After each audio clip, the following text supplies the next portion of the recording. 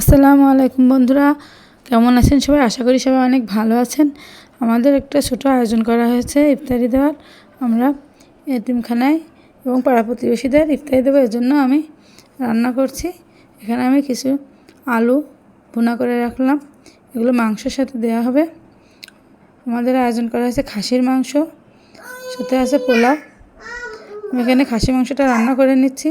আমি 50 জনের খাবার নিজে একা হাতে রান্না করেছি, কারণ নিজের হাতে রান্না করে খাওয়ালে মনের শান্তি বেশি পাওয়া যায়। ভিডিওটা ভালো লাগলে অবশ্যই একটা লাইক করবেন, কমেন্ট করবেন, আর আমার চ্যানেলটাকে সাবস্ক্রাইব করে সাথে থাকবেন। সবাইকে ধন্যবাদ। আপনারা সবাই ভালো থাকবেন, আমাদের জন্য দোয়া করবেন যেন নিয়মিত ভালো ভালো ভিডিও আপনাদের জন্য দিতে পারি, সেই দোয়া করবেন।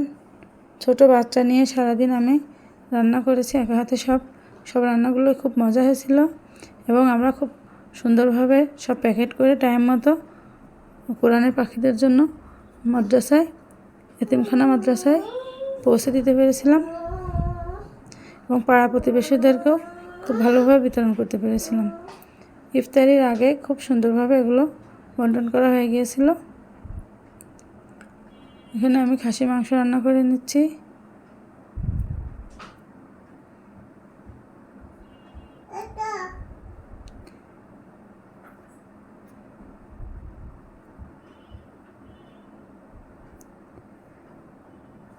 আপনারা যারা নিয়মিত আমার ভিডিওগুলো দেখেন, আমি বেশিরভাগ শর্টস ভিডিও আপলোড করি, কারণ আমি বাচ্চা নিয়ে লং ভিডিও ঠিকমতো বানাতে পারি না। তবে এখন থেকে চেষ্টা করব লং ভিডিও দেওয়ার।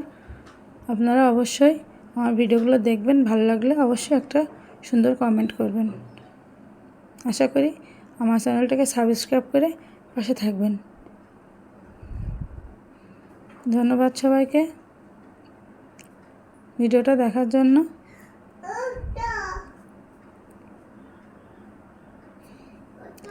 নেক্সট টাইম আগামী বছর আল্লাহ যদি তৌফিক দেয়, ইনশাল্লাহ আরও বেশি জনের জন্য ইফতারি তৈরি করব।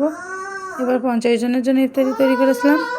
আল্লাহ যদি তৌফিক দেয়, আগামী বছর আরও বেশি জনের জন্য ইফতারি তৈরি করব ইনশাআল্লাহ।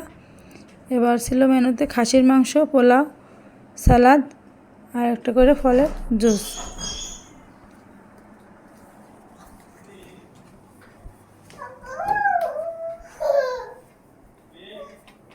ধন্যবাদ সবাইকে ভিডিওটি দেখার জন্য।